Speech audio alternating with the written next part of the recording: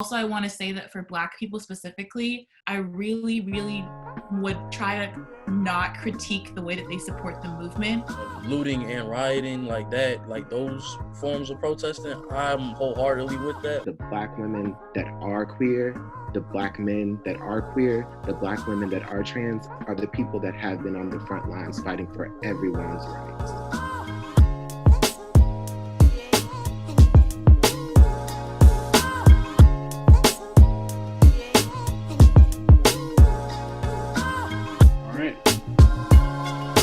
Good? Cool. Okay. So, Joseph, you want to go ahead and introduce the next part? Yes, so we're going to move on to the next slide. For the next 10 to 15 minutes or so, we just genuinely want to check in as a community. For many of us, this is the first time we have been able to have this conversation with not only Black people, but people of color. I know a lot of us still have to focus on classes and going to work. I know myself, I still work. I'm still in a summer class.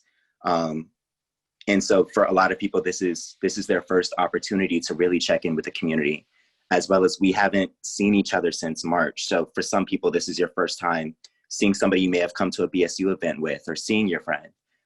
So for the next 10 to 15 minutes or so, we're gonna use that hand feature again, but we genuinely just wanna check in and see how people feel. Right now, I feel anxious. I feel like every single second of the day for the past week and a half, I've had crazy anxiety. I've been upset, hurt, annoyed about like the ignorance online, some things people say. It's just like a whole bunch of frustration wound up. And it's really hard because it's like you want to keep informed and keep yourself plugged in so you know what's going on. But at the same time, it's like you have to protect your mental health and you have to protect yourself. So you have to take a step back too. So I'm really trying to focus on finding where to draw the line with like making sure I stay involved enough, but making sure I don't pull back too much to where I feel like I'm not doing anything. A lot of you are student leaders. I'm seeing that in the chat right now. And I think all of us concur at the same time that this is, in the most graceful way, is exhausting. Every day there's a new fire. Every day there's a new challenge. Every day you have to denounce something that somebody is saying that is heinous. Every day you're arguing with your parents about the same things that they were fighting for 40 years ago. And you see that, you know, there comes a time where myself, for me, I'm realizing that the people maybe in my family are not as evolved as I thought they were, or the people in my community, my Black friends are not as evolved as I thought they were. So I think that for me, there is also a level of sadness because you are seeing that this pandemic and these injustices are bringing out the real character of people. Thank you to Madam President for sharing that. And yeah, that's a hard thing. And I know you and I have talked about that too, of people's responses are so surprising in this time. And I think our own personal responses are really surprising in this time as well, especially with so much new information coming out every single day. It's really hard to know where you stand and who you want to stand with. And we are not all the same people. We are not all going to respond to this the same way. And sometimes you wish that, your fellow Black person would stand with you in this moment, and you realize that's not the case, and that it feels like you're fighting them too in this moment where we're supposed to be fighting together. So yeah, thank you for sharing that. I will say that I am a bit more cautious when I'm on social media. I don't use it as much. But with everything going on, I did feel conflicted because it's like, one, I'm used to just not being on social media and staying silent, but it's also like, that's not really helping, but also feeling like not very useful and not very educated enough to give a response to everything going on. It's like you see ignorant responses, but then I also kind of feel like I'm not as educated as I should be to kind of counteract all of that, to tell someone like, no, that's not okay, like giving the right response or a correct response instead of totally based on emotions. So I know for me personally, like through the past couple of days, I've been feeling a lot of anger, sadness, frustration. I know for me personally, I cried a couple of times, not even off the video just of George Floyd, but just all the hatred that we see on other like social media platforms like TikToks of like people mocking the whole incident that occurred. And it got to the point where it was like I had to refrain myself from being on social media for a while, even though I wanted to spread awareness and, you know, give out different details for like what people could do to help, but also taking that time to basically take time for myself to reflect on how things were making me feel and how to cope with that. So yeah. Thank you, Logan. For those who don't know, Logan is currently at work. So I think that's what we were hearing in the background. So thank you for still being here with us. And I think that's what I'm hearing from a lot of people too, is a collective, we needed to take a break from social media, but still feeling like we had to be active on social media to help in some form. I know for me, it was a shock because like the week before this happened, everyone was on TikTok with these trends. And then it immediately moved from TikTok to now my entire feed is, you know, police brutality. So thank y'all for sharing that of social media creates this weird dynamic for all of us where, you know, we want to take a step back to take care of ourselves, but then at the same time, like, okay, but what if my voice is the one that needs to be heard on social media because I have this platform, because maybe I'm the only person that my followers follow that is going to speak on it. So thank you. One of the things I've already been feeling hopeless and very anxious because of the pandemic, and because I can't do anything for my family that's suffering right now. Like just before all of like the uprising, I guess, I've just been feeling like I can't do anything. The government is not really helping with the whole amount of unemployment, jobs, and like it's just crazy. And now that feeling of hopelessness is amplified because racism still exists. And I actually had a panic attack like on Monday because I just didn't know what to do, because I really did not want to go out and protest and catch COVID. Even though people are wearing masks and people are social distancing, if you're out there for a long amounts of time, the mask doesn't mean anything anymore. And it's just like, I want to keep my family safe, but I also want to be active in the community. And social media is a good way to do that. But at the same time, it's also very hard to be on social media because there's these people that just keep reposting the death a lot and just to get the clicks and views, and it's just very triggering to be on there. And it's just like, I don't know how to do anything. Like I had to ask my friend, I'm like, who am I supposed to be calling? Who are these like what bills, what petitions, where do I find these petitions? It's just like this feeling of like overwhelmed, and it's just like that constant reminder, if you're not doing anything, you're doing something wrong. And like I get that people need to not be silent, but at the same time, it's just like you say that, but you don't offer a course of action on what people can do safely from their homes. So that's what I've been feeling. I tend to be an extremely passionate person about the things I care about. So I've been really active on like educating people and like posting things and signing petitions and donating and things like that. Each layer of my identity, like I'm also Nigerian, so I'm African as well. And there's also like a huge disconnect between Africans and African Americans in this country. And like trying to educate that side of my identity has been rough. Trying to keep my composure at work because I also work in the governor's office. And like, I literally have been thinking like, I'm really about to quit my job because this is disgusting. So it becomes exhausting, especially like as a Black woman, we always play this role of like being on the front lines, being the educator, being this, and we have this notion of being a strong Black woman. And it's like, I'm tired. I'm really tired, but I do feel like I cannot stop because look at what we've done in the past 8 days, you know? So just a lot of conflicting emotions with that. Yeah, well, I kind of got like a different perspective than maybe most people, but for me, like, I think this overall experience is kind of made me happy. Like, I'm actually feeling kind of happy because, one, like, if y'all really know me, y'all know I love having conversations about these things. I love, like, challenging people's perspectives, getting people's ideas towards, like, how are we ever going to change, like, racial oppression, things like that. It's really, shown that, like, our generation can and will, do what they can in times like this. Going on to our first question here, you can see it on the screen. What is the main point for your form of protest? How are we as a community holding our own members accountable?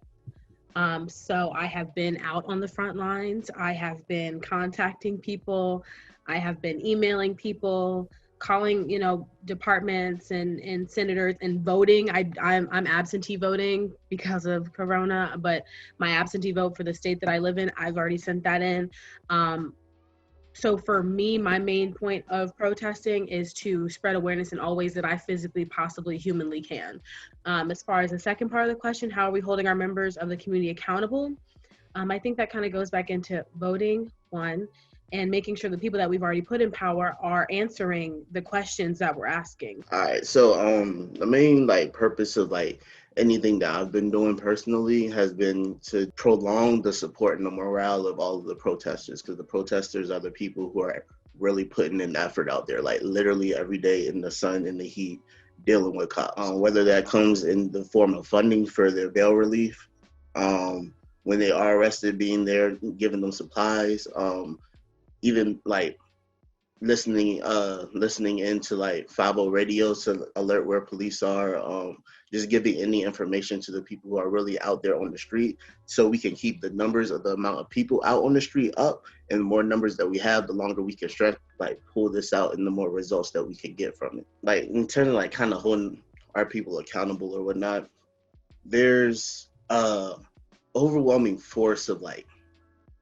lot of negative energy towards people who do not protest in the way that you would like to protest, and from every side, whether you're out there called messing it up out there, and you not rocking with the peaceful, or you peaceful not rocking with the other side. It's one thing, people already around us going to take away from the purpose, but there should be no reason that us as a community are taking away, at least publicly, from the purpose. You don't have to post publicly saying that you're not rocking with people protesting, because that's literally downplaying the protest, no matter what form, and every form has a purpose to it. The rioting folk, they really making quick action. Everybody has to respond because they don't want this to continue in the cities. The peaceful protesters are there to literally be able to have discussions with people, while you have people sitting at home funding, making calls. Everybody, like Shawn said, everybody has their role and their purpose, and there should be no reason that anybody should be bashing another person for their form of protest, even if you don't agree with them. Even to the extent of a few of the nights, some local Black-owned businesses got messed up, and me, anybody knows me, I'm Bit Maz, I'm the business dude. I felt the type of way about that, but nonetheless, it's not about posting on social media and being really fussing at folk. It's more about going out there and helping out. They got messed up, this is how we're going to help make sure they're good and continue the protest, because that's the purpose of it. I think the best tool that we have right now is definitely contacting someone personally. I've had friends who were well-intentioned but posted some things against, rioters, protesters, and within a conversation sort of was able to get them to change their perspectives and sort of take that step down so we can all show solidarity together. I think when you go on the attack and sort of try to publicly humiliate someone, it's a little bit more difficult to get them to change their perspective. But by having these conversations, trying to keep in your rage, I know it's a lot to ask because there's a lot going on right now, but keeping it in, holding them accountable has really worked for me. Yeah, so the next question is, and this was a direct question from a member of BSU, so thank you for reaching out to us. Is it unfair to unfriend non-Black people for not responding to racial injustices and inequalities? For me personally, I am not going to unfollow people because I feel like that's my responsibility to tell them what's up, like to say something to them. And like, yeah, it takes away, it's irritating, but like to me it's just irritating, and I feel like for y'all it's like degrading and dehumanizing. So like, yeah, if you're Black and it is eating away at you to have someone that's not going to stand up for you and like your basic human dignity and rights, then it's not on you to hold their hand through that. It's on us. We started it, so we need to fix it. And yeah, if you have someone that is being ignorant, send them my way. I will leave them a message if you don't want to handle it. I'm serious. She with it all. She with it all. We love it. Thank you so much. And thank you for coming from EMU. I'm seeing that as well as multiple people from multiple schools. So thank y'all all so much for being here. And thank you, Naomi, for your resources as well as just being here. So I don't think it's unfair. Like, everyone should do what they need to do. But in my case, I thought it would be a little counterproductive. And I thought more about educating people rather than cutting them off completely, because I felt like if I just cut people off, then they're not learning anything. Like, they're not going to change in any way. Let me teach in the ways that I can. Let me try to open people's eyes so that they will feel moved in their own heart to do something about what's going on. Because the reason why a lot of people aren't doing anything is because they don't feel like they're connected to what's going on, or they just don't understand. But the way that they will feel motivated to do something is by learning what's going on and feeling it, and feeling moved and convicted to change. So I don't think it's unfair to cut off people who are like in your face racist and not supporting the movement, maybe even going against what's going on right now. But I think in my case, and maybe in the cases of other people, you can use it as a time to teach and to inform people, especially if you know that you have a connection with them and that they'll listen to you. I think education is important too, and do whatever you feel is right. But, you know, I know personally, over the past few days, I've had a lot of non-Black people reach out to me who have, you know, never really had to grapple with this issue and don't know where to begin. And they know they feel moved, but they don't know what the right step is. And they feel like if they just start randomly posting on social media, that it may be considered too much or performative or something like that. So I believe that education is important too, but, you know, do whatever you feel is right as well. My thing is just like, I don't personally feel as though, like right now, I don't personally feel as though I should be teaching somebody. It's just like a lot going on for me to want to teach somebody. If you don't know what to say, then at least text me personally and ask me, okay, like, is there certain things I can do? And I could like lead you to resources to where you could teach yourself. But it's just like, personally, if you're not saying anything, if you don't know what to say, if you're not saying anything on social media, or at least contact me. But if you're not contacting me, then it's just like, it's giving me it's just giving me that, like, you don't care at least about me as a person, because it's just like, that's my culture, that's my community. So someone in the chat said, social media, I think, is the hardest part about all of this. It is hard to pull yourself away from it, especially now, and because we are used to getting on it and being entertained by it. I 100% agree. Social media plays such a huge part in everything nowadays. It's like, wherever you see, the first place you see these things going on is social media. You know what I'm saying? And it's difficult because, like, even though it's all on social media, you almost feel like you have to like stay connected to it in a way, because if you don't, you might miss out on everything, because everything seems to go to social media first. It is important to sometimes unplug. That is so important, especially now. Like last week, weeks before, like even just with the whole COVID-19 stuff, like Black people are dying tremendously at tremendous rates. Like, it's crazy. And just seeing that and seeing that on the news and social media, it hurts. So now, pile that on top of this, it's just like, it hurts to see it. You know what I'm saying? So even though I really feel like social media is a lot of times the first like response, or like the first time or the first place where things go, it's still important to unplug?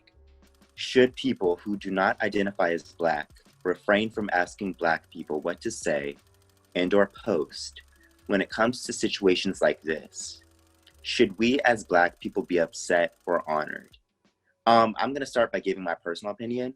I've had a white mentor and a white close friend who have both reached out to me, and I really appreciated them reaching out and taking that time to acknowledge this is something that my community was experiencing and trying to support me.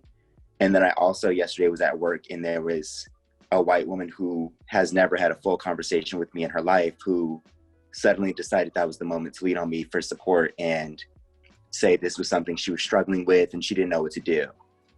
For me, because I know, there are people of different perspectives and different backgrounds in that chat, or in this chat right now, if you're already friends with me, like my mentor, like my close friend, I know you see me as Joseph. But if you are a random person who approaches me in this moment, I feel like you're seeing me as just another Black man. And there's no significant reason why you're coming to me for my specific opinion. You just happened across the first Black person you saw and said, okay, let me go to this person. So that's where I draw the line, is like, how well do I know you? What are your intentions? There were some white people who came to me and said, I know what my privilege is, but I want to support in any way I can. And there are some white people who said this was very overwhelming for them and this was all about them and they didn't know what to do. And I was like, hey, this is not the moment for me to be comforting you right now. I'm sorry. So yeah, I feel like personally there's a different line for it.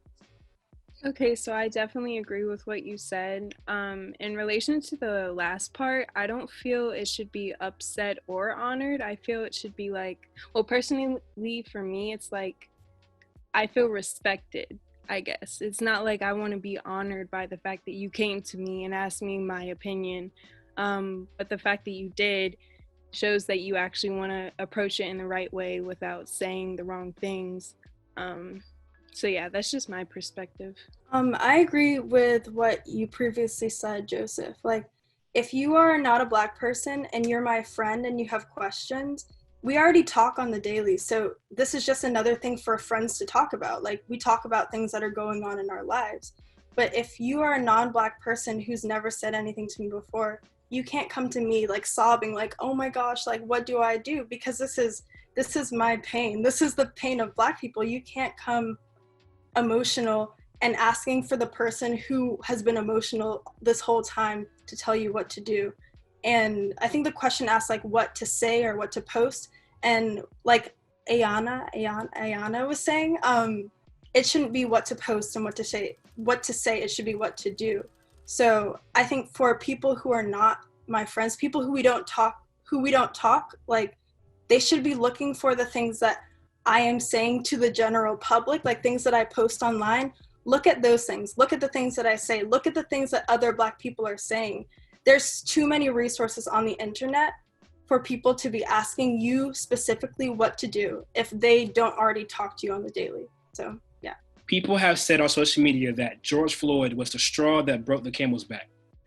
What makes this situation different than Breanna Taylor or previous incidents like Trayvon Martin? My personal opinion really quickly is I don't think it was a straw. I think it was the fact that we were all sitting at home and we could visually see it for the first time. We didn't have a mall to go to. We didn't have the movies to go to. We didn't have an ice skating rink. We were there in it at that moment. So that was my personal opinion, but I really do love this question. So continue, sorry. So for me personally, I have to say that he was not the straw that broke my back. I think my first confrontation with the fact that Black lives really didn't matter in this country was Trayvon Martin. I will never forget him. I will remember him for my entire life. I remember him every day. I think that that moment was so fundamental in who I am as a person and my understanding of this country. I think that for a long time, Black Lives Matter was a debate. And I think what's changed, again, is the fact that it happened during a pandemic, that we've seen that when people were saying that Black and brown lives were the most affected by the pandemic, people stopped caring. People started protesting, saying, I want my haircut by these people because if they die, that's not my fault or my problem. And so I think watching so many rapid instances between Ahmaud, between Breanna Taylor. For me as a Black woman also, I want Black women more amplified, more heard, more defended also. But seeing those happen in quick succession, I was like, oh, no. Like, absolutely not. This is going to be shouted from the rooftops, from everywhere. And seeing the community gather together, I think, was the fact that young people who were also rallying behind Bernie are like fed up with everything going wrong, fed up with so much disaster lurking around every corner. And I think that the culmination of a pandemic being handled so poorly, you know, if you like that president, then that's on you. But I mean, that president is handling all of these instances in honestly comically mediocre ways, that all of that together, I think, was just what ended things for sure. Just piggybacking on what she said, I really, just like for her, Trayvon really spoke to me as well. That was the first time where I think I was really aware of what was going on. I with this situation, I definitely think the pandemic is what kind of set the ball rolling, because I saw a news article, I saw several news articles and news reports that said there were protests in 50 states and 18 countries. So all 50 states and 18 countries have been protesting. And I think what's different is, like she said, how handily the pandemic was handled, and also the fact that everyone is home. A lot of people have time now. Like, there's no excuse not to be out there. You know, the culmination of the pandemic and the injustices really kind of just have people fed up, and is real. And 2020 is really just a new era. It's an era for change, some good, some bad. You know, the pandemic has definitely changed a lot, and it's going to change a lot in how we interact with our day-to-day lives.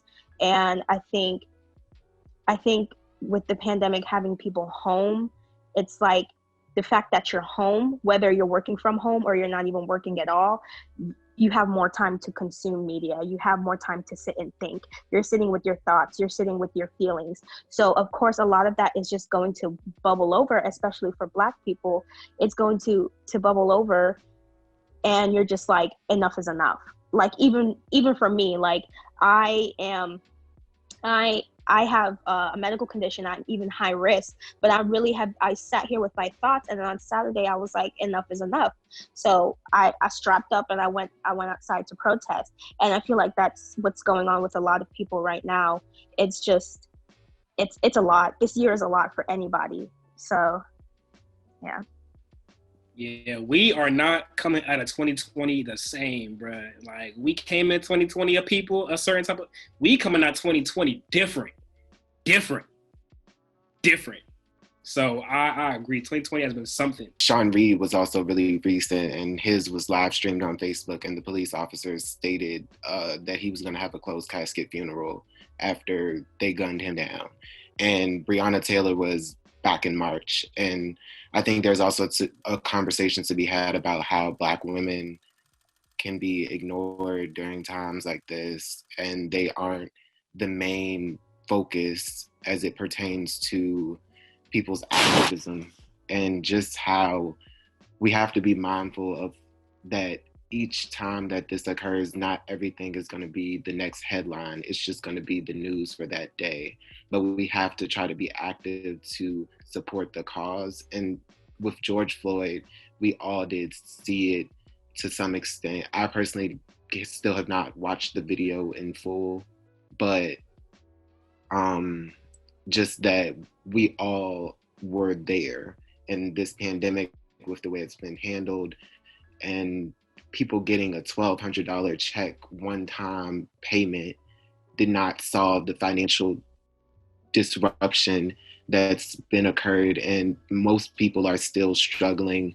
People are genuinely just fed up with a lot of things in the systems in place, like white supremacy and capitalism, that are putting down African Americans, and just disproportionate, like, we've been disproportionately affected by the pandemic. Most Black people have been dying because of COVID-19. And overall, it's just a culmination of things really just tipped it over. And George Floyd had to be unfortunately was the catalyst for the new movement that's occurring now. And I just saw like, what was it, yesterday, that his family said that they wanted, that they wanted peace. And I think his girlfriend spoke and said that she didn't like the violence, but it's like the movement has become bigger than just his death, because this is something that's been going on and been occurring. So it's beyond certain points, but it truly was a catalyst. Question I want to ask next. Okay. And following this question, I think, it's great. We are all talking about our reactions to these incidents, but I really want to make sure we take some time to focus on next steps in planning and resources. So following this question, I want to make sure we do that. This question is my favorite question. It's very important to me. Why is there a trend of cisgender heterosexual Black men getting more attention than their Black LGBTQ and cisgendered Black women counterparts when it comes to racial injustices? So the fact that, I always tell people the life expectancy of trans Black women is 35. There is also a trans Black woman who was attacked this past week, and that's something we're not talking about. There are always, trans Black women and just Black women in general, and gay Black men and members of the LGBTQ community who are experiencing violence on the daily from police and from members of the Black community and from just general people and just in general. Yet it seems when we come together, a lot of voices get left out of the conversation, and we tend to focus specifically on cisgender heterosexual Black men. So why do you think that is? As a gay Black man, like, this is literally what I preach to and have been preaching to for probably the past 4 years now.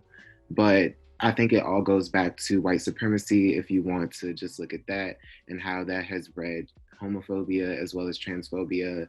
And you can also look at how Christianity and religion has bred those things, and especially in the Black church and in the Black community, those are conversations that I always had. And it's just really unfortunate that the lives of Black people, just because they happen to be queer or trans, are forgotten about.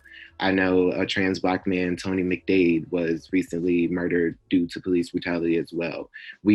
I just saw yesterday the video of Ayanna Dior, a trans Black woman, being fought by 30 plus Black men and cisgendered Black women in a store over a car accident. And people aren't talking about those things or having those conversations. Nina Pop, a trans woman, was murdered just a few weeks ago. Nobody bats an eye when queer and trans Black lives are lost. And I think just overall with that conversation, when we say Black Lives Matter, it's all Black Lives Matter. It's not just the ones that you agree with, and not just the ones that aren't the most visible. And I think it's just really important for us to continue sharing those messages and continuing to work on our own bigotry to ignoring those types of things in our own advocacy. Although I'm a cisgendered gay man, I need to be there to advocate for my trans brothers and sisters, because they need me just as much as the Black men who are getting an overwhelming support in times like this do. And overall, I don't see Black liberation happening until those people are thought about each and every time that we have these movements. Because in many instances, the Black women that are queer, the Black men that are queer, the Black women that are trans are the people that have been on the front lines fighting for everyone's rights. All the way back to Marsha P. Johnson, all the way back to the Stonewall riots. It's truly important that we keep them in the conversation and that we mention it more. All right, so I think to echo off of what Ivory said is that Black people are obsessed with assimilating to whiteness, and anything that detracts from moving up in society, so like being queer, that's already like a no. We can't do that to ourselves. We already have a leg down in this society.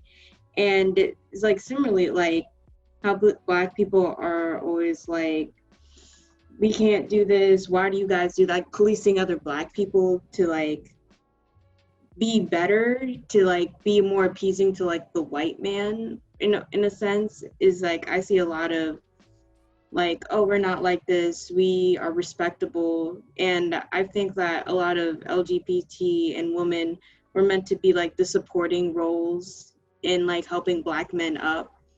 And yeah, I think the root of the problem and why it's not talked about is that Black people still view being queer as shameful. And why would they want to uplift or raise names, create symbols, create awareness around queer people when they see it as shameful and as a detriment to the Black community raising up as a whole, if that made any sense. So both Ivory and you, Winston, spoke to so many important topics that I don't think are discussed enough in the Black community. Even within our own community, what do we consider respectable? You know, Martin Luther King Jr. was not the only one who fought for our community, but there were a lot of voices who were left not only out of the civil rights movement, but so many other movements in our community because of other identities that Black people held, right? And even now, when we speak each other's names and when we speak the names of people who have lost their lives fighting for our community or just being Black in their daily lives, you know, we still see that respectability politics or that trying to assimilate to whiteness, even when we're trying to fight whiteness, of who we think is worthy of being on the front lines, of who we think is worthy of saying their names. So thank y'all both so much for that. So I think Ivory said like basically everything I was going to say, same with Winston. But for example, I was watching the Versus TV Gospel Live the other day with Fred Hammond and Kirk Franklin. And they took a moment of silence for, you know, everyone who has recently been killed. And people were in the comments like, what about Tony McDade? What about Tony McDade? Like they said literally everybody but him. And there was all these, you know, cisgendered Black men. And I think that is really the problem. For me personally, I don't know if this other people experience, but I feel like the white people have become more accepting a little bit of their white people being in the LGBTQ plus community than Black people are with Black people being in that community.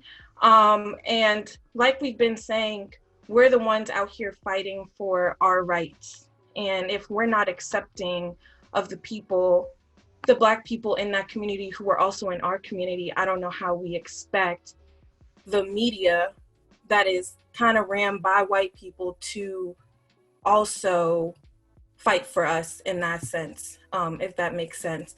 But I really do think it just goes back to our community, especially the Black church and the way that they treat sexuality. And Black people take their church real seriously. So if you're out here preaching hate about sexuality and being gay or being lesbian, whatever you are, I don't know how you expect other people to spread a different message of positivity on that community. So I think we have to start fighting and supporting each other, because if we don't, I don't know why we expect anyone else to fight for us. Yeah, and what that makes me think of is the quote when someone said, if we don't focus on liberation for the most oppressed of us, then we will never be liberated. You know, because our fight is connected to the trans Black woman's fight. Our fight is connected to a cisgender Black woman's fight. It's connected to a gay Black man's fight. It's connected to a straight Black man's fight. Our fight is all connected. But, you know, if we're only focusing on liberation for the most privileged of us in the Black community, and we can be Black and still hold certain privileges, then we're really not fighting for liberation at all. And we're not fighting for the overall Black community. We're fighting for those with privilege, right? So thank you so much for that. Now we're gonna move on. I think it's important for us to, in this little bit of time that we have left, to talk about next steps. I want those of us who have questions, those of us who need resources, those of us who have ideas to kind of speak more openly and share that with each other. So we're gonna still use the raise the hand feature, but if you have any ideas for community organizing for activism any type of resources. Any last questions that you may have for us, please let us know by raising your hand. In the last several days, I think we've seen a lot of like momentum shift of all this protesting. In the last like few days, I've noticed the same people kind of like leading the megaphones and things like that. And I think that's really been positive because that's been good for information sharing. So now there's like a social media account. It's the 381 movement on Instagram. And that was really good to see. And then also, I think it'd be really cool if in some way we kind of set up this like repetitive communication system with a lot of the local legislators, because right now people have time for things like that. But as soon as school starts back up, this is going to be the number one thing getting in people's way. And then obviously as society continues to reopen a little bit more, people are going to kind of forget about it. And like, as we talked about earlier, that might be one of the biggest reasons why we're seeing so many people out in the streets, which has not been the case in the past. Let's go stand in front of the door of your local legislator, because I bet that's going to be okay for a week, but after that week, it's going to start getting on their nerves, and what you're having to say is going to start mattering to them.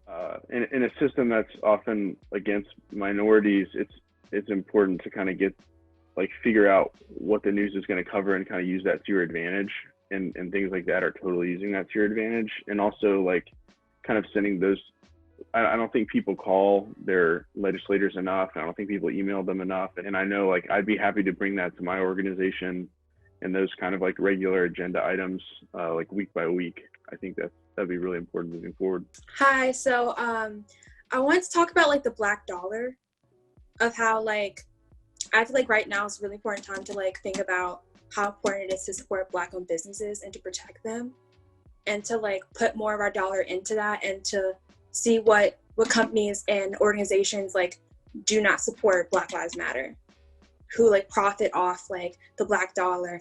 Like, for example, Wendy's donated so much money to the Trump campaign. Mark Zuckerberg had an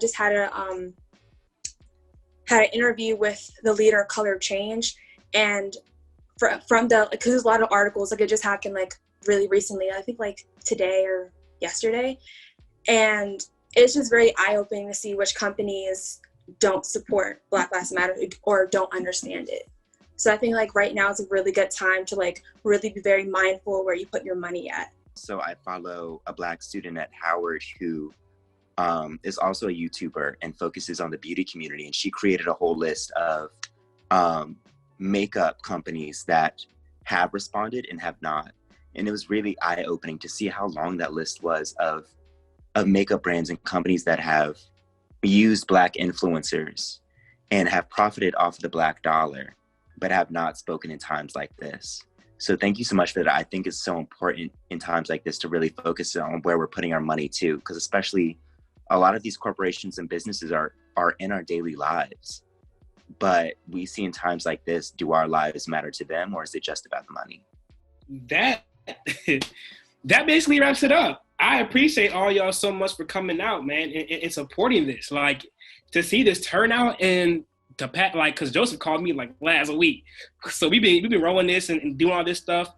So I just want to personally thank BSU at VCU for putting this together, helping put this together with me, and thank, of course, all y'all for sharing.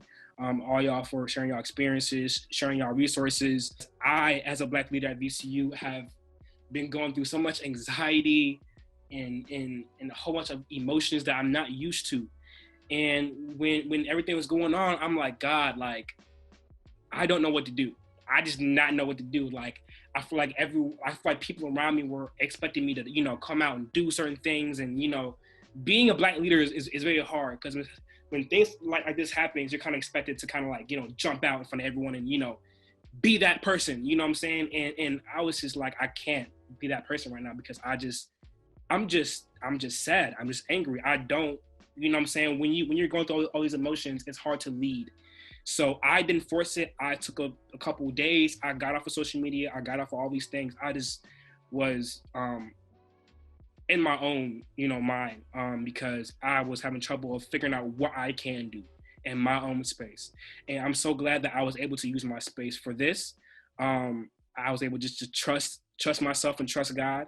And luckily, literally me and Joseph had the exact same idea the same day to have this. So again, I appreciate BSU. I appreciate all y'all. Y'all are all doing great. Don't let anyone tell y'all aren't, because y'all are. Just by being here, y'all are doing something.